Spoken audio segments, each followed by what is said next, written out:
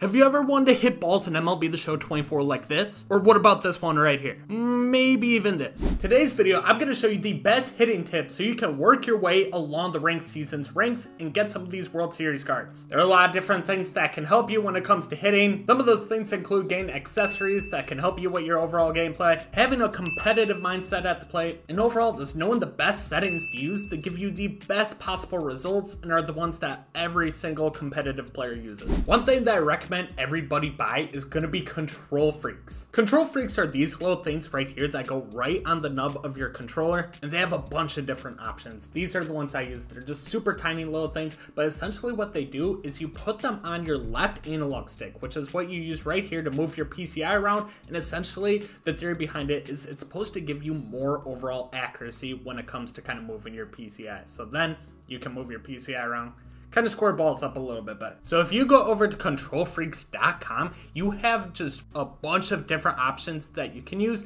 and they're anywhere from $17 to $20. Plus, there are a lot of MLB The Show YouTube creators who actually have a code that I believe gives you 12% off, so save a little bit of money there. Cost you like $15 to $18. But when you start using Control Freaks, you'll notice a big difference in the overall accuracy of your PCI. But now let me tell you about today's sponsor, Underdog Fantasy. Underdog is my favorite place to play fantasy games, more specifically their pick'em entries. All you have to do is pick higher or lower for 2 to 5 stats from your favorite players. Simply just submit the ticket and you can earn up to 20 times your money. The best part about Underdog is that if you use code Bkindel or click the link in the description, they will double your first deposit up to $100. Again, download the Underdog Fantasy app and use code Bkindel to double your first deposit. Now back to the video.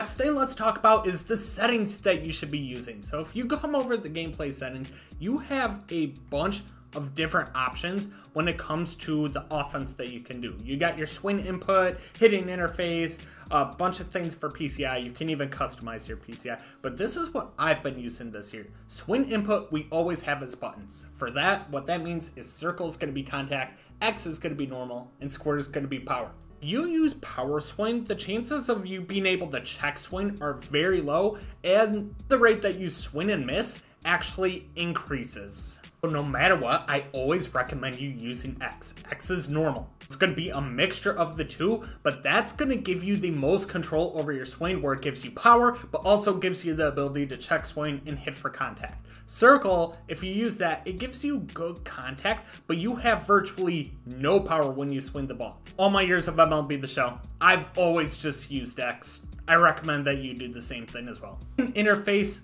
always have on zone hitting. Zone means that this PCI right here is what you're going to be using. It's the hardest hitting interface to master, but it's one that's the most rewarding and gives you the most user input. You use directional or anything else, it might be a little bit easier for beginners to hit, but bring RNG into the picture, which if you don't know what that means, it's basically the CPU deciding the outcome of the result. If you want to know the best pitching and fielding ones that kind of give you that same user input, posted a best settings video, be sure to go check that out. Before we get into the rest of the things you should be customizing, let's talk about camera angle, because that is very important. Talk about just camera angle for hitting. For that, I always use strike zone, but you have a bunch of different options that you can choose from. A lot of people might like something like offset just from the fact that you can see the whole batter. It's just more visually appealing. It looks cool, especially if you're playing just from a video game standpoint. The thing I don't like about it is you're so far away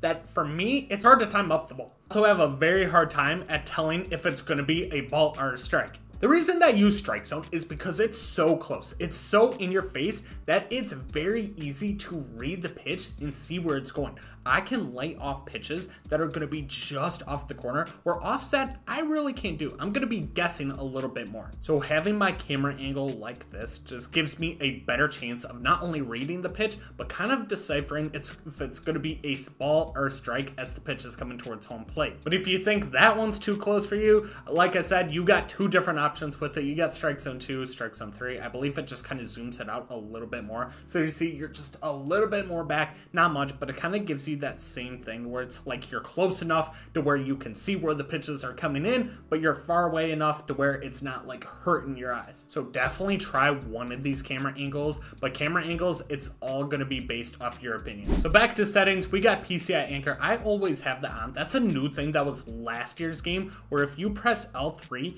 you can kind of place your PCI anchor to where you want, so it kind of rests in that location. So I got it up a little bit right there. We're able to drive the ball. A lot of people use this. Say I'm struggling with an up and in fastball. It's just coming in too hot. I can rest it right here, and it's just going to make it a lot easier for me to catch up to those pitches. So that's usually when I'll use that. If I'm facing somebody with outlier, like a Jacob deGrom with outlier, this guy's just spamming up and in fastballs, I'll rest my PCI anchor right there so I can catch up to it just a little bit faster and have less to go with that. But now here's where we get into the fun stuff, is you can fully customize your PCI. And no matter what hitting tips video you want, there's no right answer to how your PCI should be customized. This is all going to be solely based off what people like. Like, you'll watch a million different hitting tips videos, going to have a different setup for their PCI and why they actually do it. So overall, you just want to find what works for you. PCI center, new one they dropped last year, is bat. The PCI essentially represents what a bat actually is. If you center the PCI, it's the equivalent to centering up a baseball on the middle of the bat. So you see the middle PCI, it looks exactly like a bat. I like this just because it brings that realistic aspect into it and just kind of helps me tell like where I'm hitting the ball on the bat. So I saw this in another PCI video and it made a lot of sense to me. So I'm going to include it in this, and something that I kind of want to try doing. You kind of look at other people's like hitting tips videos because you want to learn and progressively just get better at the game in general. But PCI inner, it gets smaller each difficulty that you go up. So if you're playing in legend, it's tiny. Rookie, it's going to be a lot bigger.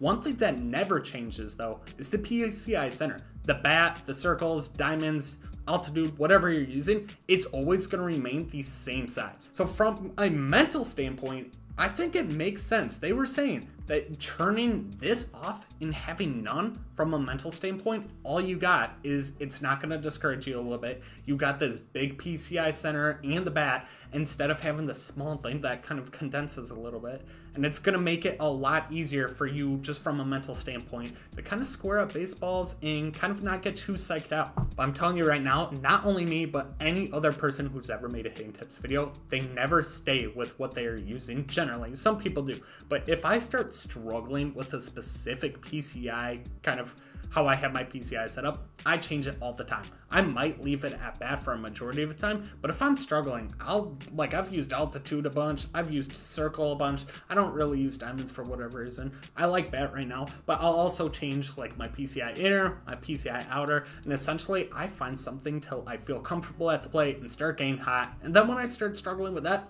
I'll switch it up a bit. So there's no correct answer for how you should have your PCI set up, no matter what anybody says. Just use what you feel comfortable with. And then in terms of mentality at the plate, what I like to do is I rest my PCI in one specific location where I am looking for a pitch. I like pitches that are down middle, or obviously right down the middle, sometimes middle in. Those are where I like pitches. If it's anywhere else, I pick like a quadrant region. So like anything like right here is what I'll swing at. If that pitch is not in that quadrant region, like that's where I want it. It was a little bit lower. If it's not in that region, you take it. You have 3 strikes for a reason. You don't need to swing at every single pitch that comes your way. If it's not in that one specific spot, just take it. You got 2 more strikes to work with. If it's another pitch that's painted, hell, like that one was outside corner, what am I going to do with that? Best case scenario, I hit an opposite field single. Take until you get your pitch, waiting until it's in one specific wheelhouse that you like with a specific player. But if I'm looking for a fastball up and in, I want an up and in fastball, I'm gonna take till I get that up and in fastball, especially if it's somebody who keeps spamming that pitch. And that's why I like having the PCI anchor, because now I can rest my PCI up there. You'll realize really quick that when you're more patient with hitters, that people are always gonna try to nitpick you. They're gonna always try to paint the corners. You're gonna draw a lot more walks. You're gonna get a lot more mistakes. So one thing that I recommend that help you with that mentality, and before you hop into any online game, I don't care if it's events, ranked seasons, or BR, always hop into custom practice. You don't need to do it for long. I like to do it for like 10 minutes. When we hop into custom practice, make sure you go to settings, make sure that your controls and your camera angle and everything is set up the way that you'd like. Then you kind of want to come over to general and then hitting difficulty.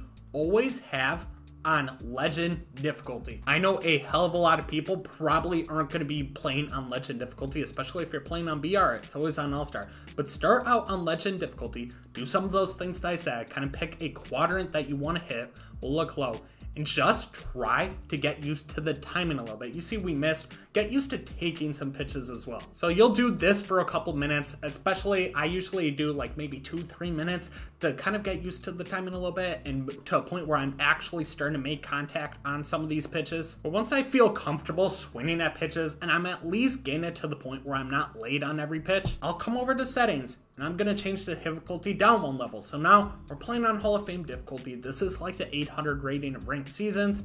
I'm gonna do the same thing, like 2-3 minutes, have it in one specific location, kind of work on the timing, work on taking some of these pitches. You see your timing is significantly better, going from faster to slower. So now we're gonna do the same thing just one more time, moving to All-Star, which if you play a BR, this is the difficulty that you're gonna be on. We're on All-Star difficulty. This is what you're gonna be seeing in Battle Royale. Our generally ranked seasons, depending on what level you are, comes in significantly slower. It just feels like it's a lot slower because we were just playing on Legend for a few minutes, just playing on Hall of Fame for a few minutes. Now we've caught up to the speed of what we are about to see, and then you do this for like 2 or 3 minutes before you hop into your online game. And all of this is timing, and as I keep stressing enough, making sure that you are focusing on a specific quadrant of the plate, and until you get 2 strikes, you are taking until you get that mistake pitch. You just got to figure out what your hot zone is, and once you know that and start taking some of those pitches, you are going to be much better off for it. But hopefully this video helped you out. If it did, let me know in the comment section. I love hearing your guys' thoughts on if things are useful, if they're not, or if you have any questions, I'm always down to answer them. And if these were not helpful for you, like I said, you go on YouTube, type in